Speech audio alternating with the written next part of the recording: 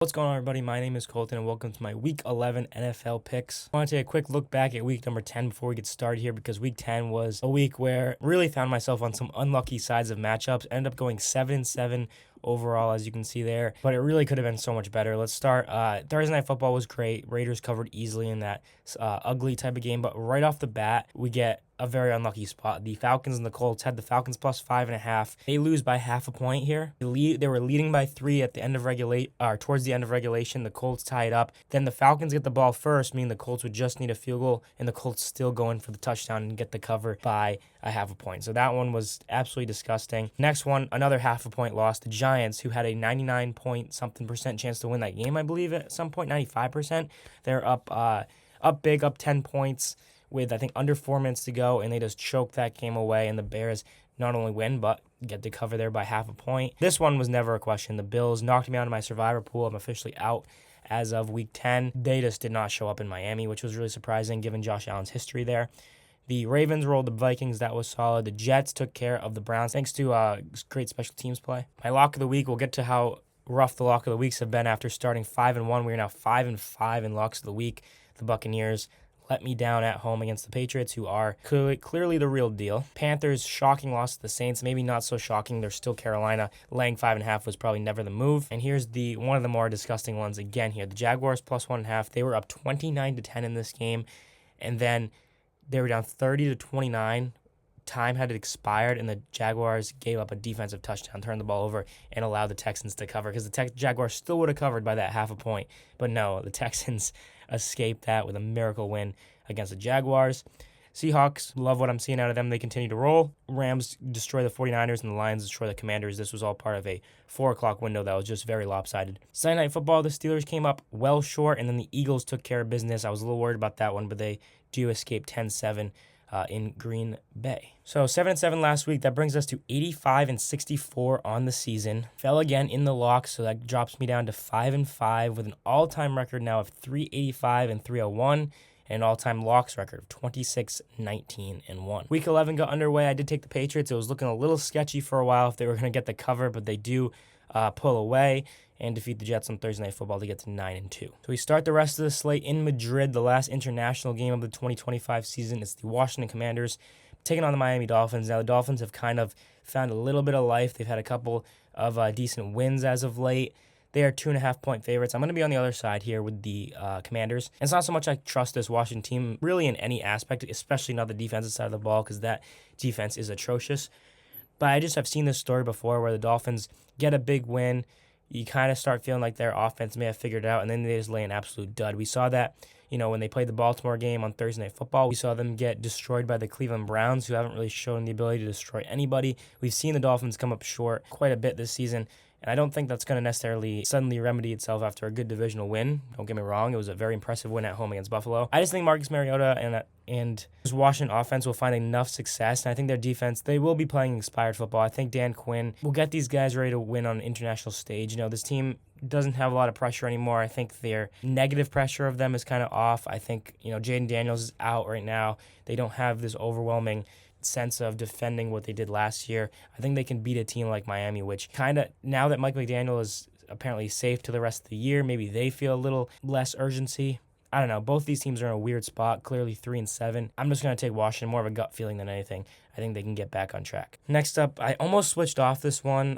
This is, of course, a rematch of the game where the Panthers beat the Falcons 30-0 when it was over in Carolina. Now we go to Atlanta. Falcons are such a weird team, man. They obviously let me down last week, but they've also had weird spots, like against the aforementioned Miami Dolphins, where they lost that game. It's just, they're such a weird team. I feel like they should be so much better, and they feel like they might be playing as desperate gets with Raheem Morris potentially on the hot seat. Michael Penix is, I think, a good quarterback. I just can't read him. He has moments. He has a very powerful arm. Drake London has looked great at times. Bijan, of course, is Bijan Robinson. I just feel like there's so much talent here. The Carolina Panthers have kind of overachieved. They're at 5-5. I think the Falcons are hungrier in this spot at home after the past few weeks coming up just short against the Colts in overtime, just short against the Patriots after a missed extra point. The Falcons got to put it all together here and get this win, get to 4-6, and just stay a little bit alive in the NFC South. A lot more people are going to be on the Buccaneers here with the Bills minus 5.5. These are two teams that are kind of reeling. High expectations, of course, for both sides. They're both 6-3. The Bills need to keep pace with the Patriots, and they kind of have already failed to do that. They've dropped the head-to-head matchup. They lost last week to Miami that really, might have put the AFC East in the firm grasp of the New England Patriots. So this is a very big game for Buffalo. I expect Josh Allen to have a career game here. I think they're going to play an amazing start to finish game. I do always worry about the Baker Mayfield aspect where he is just a dog. He'll get his team back in it regardless of the score, it feels like. But I just think Buffalo is still the better team. I expect James Cook to run for over 100 yards in this game. I think Dalton Kincaid finds the end zone. I think this Bills offense gets rolling. They did have some chances last week in Miami. Red zone turnover was, of course, really bad by Josh Allen. I think he corrects his mistakes this week, and I think the Bills can win this game by like 10 points. So even if it's a touchdown game, I think Buffalo can get it done and stay within shouting distance of those Patriots. All right, this is a weird one because C.J. Stroud has been ruled out. This line down to, I think, 5.5 for the Texans. At this number, I have to take the Titans plus 7.5. If you're looking at it now under a touchdown, I think it's a little more dicey, but I just don't want to lay points with Davis Mills. I said that, I talked about it last week against the Jaguars. Obviously, they came back and won that game. Titans are off a bye week. If this isn't as good of a performance as they're going to put forth, I don't know when it's going to be. This team is not good. The Texans' defense is so good that I'm not sure if the Titans will score 14 or 17 points even. They might be held, down near the 10-point range, maybe a touchdown. Like, I'm thinking this game could be like 13-7, something ugly. I just want to be on that side of the large number because I don't trust Davis Mills really at all. If the Titans can get a special teams play or a turnover play, something a little fluky maybe, I think that'll help their cause even more. For now, I will take the Titans plus 7.5 and not feel great about it. I really wish this didn't have the hook on it, the 3.5. I wish it was 2.5. I'm going to take the Vikings at home against the Bears. I'm in and out of love with what I see from Chicago. I'm kind of falling back out of love because yes, they came back and won, but that game against the Giants, they did not look good. Caleb Williams is notoriously terrible against the NFC North thus far in his career. Now, of course, this is the year with Ben Johnson. It's a little different. The Vikings got the better of the Bears already this season. I think they do it again here in Minnesota. J.J. McCarthy has a thumb issue, I believe he's dealing with. They just got to have him not throw the ball 40 times like they did last week against Baltimore. They need to establish the run early, and I think they will. I think Aaron Jones has a good game here. I think I look for Justin Jefferson, who's, hasn't got to really explode week after week. I think he has a big day here. The Chicago secondary is not great. They also can't really stop the run, Chicago, so this should be a good spot all around for Minnesota. I think that defense will cause some havoc for Caleb Williams. I think it would be interesting to look at a defensive score here, even though the Bears have not turned the ball over. Caleb Williams has been pretty careful with the football. I think the Brian Flores defensive factor could get to him here, and I think the Vikings win. I think the Vikings, they need to get back to 500. This NFC North is incredibly competitive, and I don't think the Vikings are that bad. Fall to 4-6 and be pretty much out of this thing by Thanksgiving. So give me the Vikings. I think they will hang around long enough and then have a strike late to pull away from the Chicago Bears. Packers and Giants, this is a weird one because Jameis Winston is getting the start. They're plus 7.5 at home, and I'm going to take him. I think the firing of Brian Dable, you got the fired coach bump, which is, of course, always something to look at. And I think the Packers, while desperate, I just don't know if they can figure it out right now. They lost a couple straight. They lost to Carolina. They've lost to Cleveland. They've lost a close game to a very good Philadelphia team. They usually play to their competition. And in this case, I think they will do just that. I think the Packers win this game on the road, but I think Jameis Winston will do some things. The Packers defense is very good, don't get me wrong, but I think Jameis is just going to make the receivers around him better. He doesn't have a lot to work with, but I think if Tyrone Tracy can get going a little bit, kind of keep Jordan Love and company off the field, if they can have any success against this Packers front, I think the Giants can hang around. So I'm going to take, I think 7.5 is a lot for what we've seen from the Packers. Yes, it could be a bounce back spot, but I'm going to try the Giants at home. Hand up here too. This could be a trap. I want to be on record saying that. The Bengals plus 4.5. We saw a few weeks ago the Bengals beat the Steelers on Thursday Night Football in that shocker, and then the Steelers came back and really found their groove against the Colts, but they've been so Jekyll and Hyde too. So I'm going to go with the Bengals off the bye week. I think Joe Flacco, who has had a lot of success against Pittsburgh and Mike Tomlin in his career, will continue to do so. I would look to start Chase Brown in this spot. I think he has a solid day, and obviously Jamar Chase and T. Higgins are must-starts as well. This Pittsburgh defense has not been great. Their offense has been even worse. The really neutralizing factor here, or equalizing factor here, is the Bengals defense being so bad. They just keep every game close because of how bad they are. Like, even if Pittsburgh's offense is struggling as much as we think it is, the Bengals defense is the ultimate remedy for that. They cannot stop anybody, and that makes me a little concerned, a little apprehensive about this pick, just because I think everybody saw what the Bengals did to Pittsburgh several weeks ago, and they're like, yeah, they're going to do it again here. No reason not to. Look how Pittsburgh just looked on Sunday night. That's a little potentially faulty thinking here, but I'm just going to put my faith in Joe Flacco and this offense to keep up with whatever Pittsburgh does to that Cincinnati defense. So I think they can do that. I think they'll be live to win this game, but I'll take the 4.5, of course, and feel okay about it. Again, a little bit of a trap spot, but I'm going to take Cincinnati. I think also with Joe Burrow's return being rumored around Thanksgiving, I think that might give a little bit of a spark in that building. So look for Cincinnati to come out and play some desperate football. All right, Jaguars hosting the Chargers. Speaking of trap games, I think everybody's going to be on the Chargers here. The Jaguars just have showed an inability to be trusted, quite simply. Trevor Lawrence makes some really ugly decisions, makes some really poor, timely plays. Like, he just makes, in the worst possible scenarios, the Jaguars, they were up 29-10 against the Texans, and there was just some lackluster play, to say the least, down the stretch. So I have to take the Chargers. I realize it's a trap spot. I realize, as you can see, 81% are on the Chargers, but I just don't buy into what Jacksonville's doing right now. I think the Chargers are hanging around for a division title. The Broncos are, 8-2. The Chiefs are close behind the Chargers at 5-4. I think this is a critical game. I think Jim Harbaugh will not lose sight of that in this locker room. Would love Omari and Hampton in that running game to get reestablished and healthy. He is still out. He will remain out. But we'll see what Vidal and company can do. And I think the Chargers might just win this game by a field goal, but I think they do win, so I will take them minus 2.5 on the road. All right, definitely the game of the week here. Seahawks, Rams, 7-2 versus 7-2. I'm feeling great about the Seahawks' chances here. I'm starting to feel a little, vindicated in what I said in the preseason. I got a lot of flack for saying the Seahawks team would win the division. I tried to explain that I'm not being biased. I'm simply looking at how good this roster is, and I think we've seen that. Sam Darnold is playing amazing football. JSN, I don't even know what I can say about him that I haven't already said. He is so good. Yes, I'm worried about how great Matthew Stafford is playing on the other side. Puka Nacua, Devontae Adams. Adams, the latter there, did have an injury, but I think he is going to play.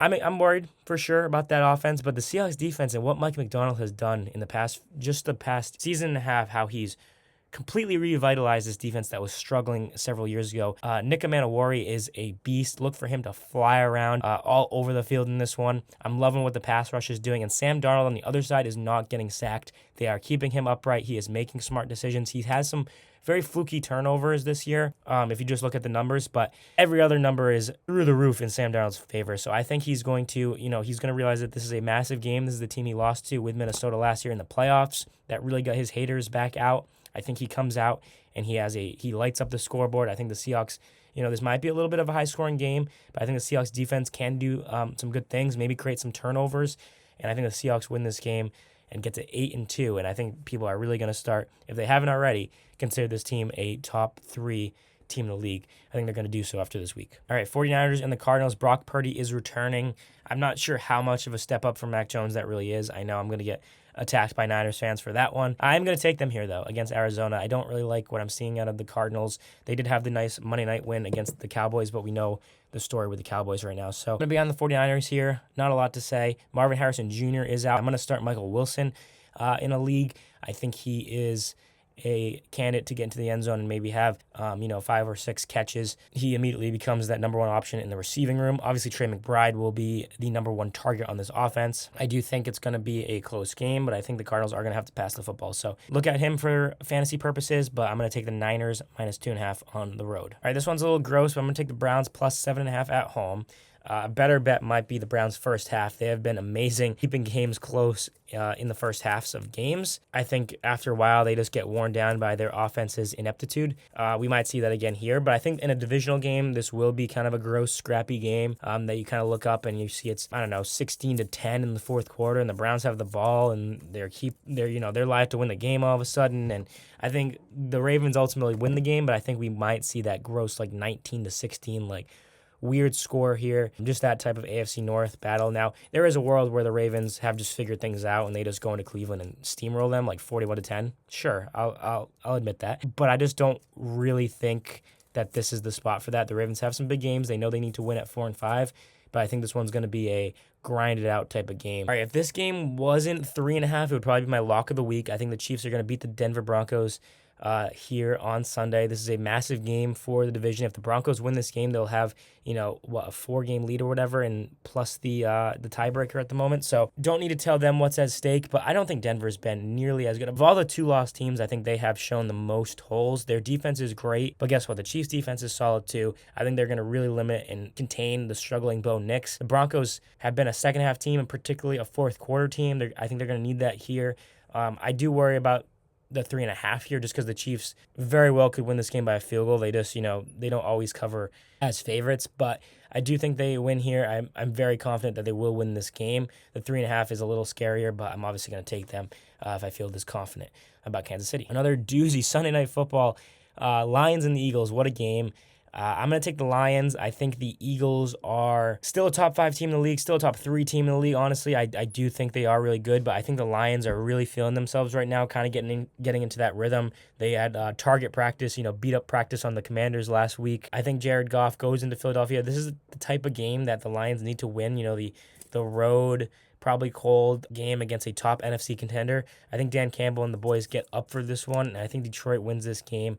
I think it's going to be a little bit higher scoring. I know the Eagles have struggled to score points at times, like last week against the Packers. I think we'll see a little bit more points in this game. I'm thinking 28-24, 31-27, something along those lines. I think a truly good Sunday Night Football game.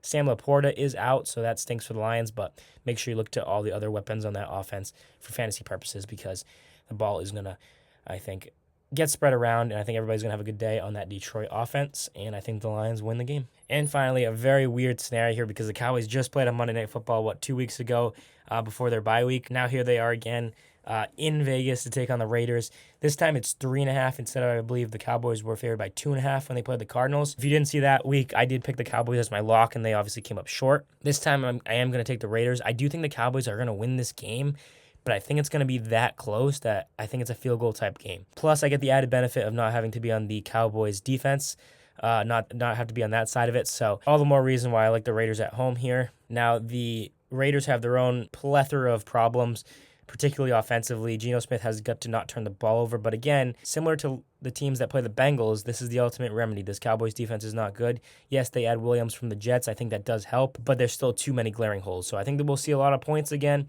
I think Dak Prescott will play well, and I think the Cowboys will escape with a 3-point victory, but I'm going to take the Raiders plus 3.5. These hooks are really preventing me from making these my locks of the week. I'm going to go, do I go? I think I'm going to stay in the AFC West. Lost 4 straight locks after the 5-1 start. This is a big one. I got to look to my boys to get me off the mat here with the locks. I'm going to go with the Seahawks plus 2.5. I really think they're going to go into LA and win this game. I think this team is so good. Both of these teams are so good. But if you're giving me them at plus 2.5 on the road underdogs, give me the Seahawks as my lock of the week to go in and have an absolute dogfight with the Rams and get out on top. Seahawks are my Week 11 lock of the week. That's going to do it for this one. Thank you guys so much for watching. Be sure to leave a like and subscribe if you enjoyed. Let me know your favorite picks of Week 11, and I will see you guys all very, very soon. Enjoy the week. Peace.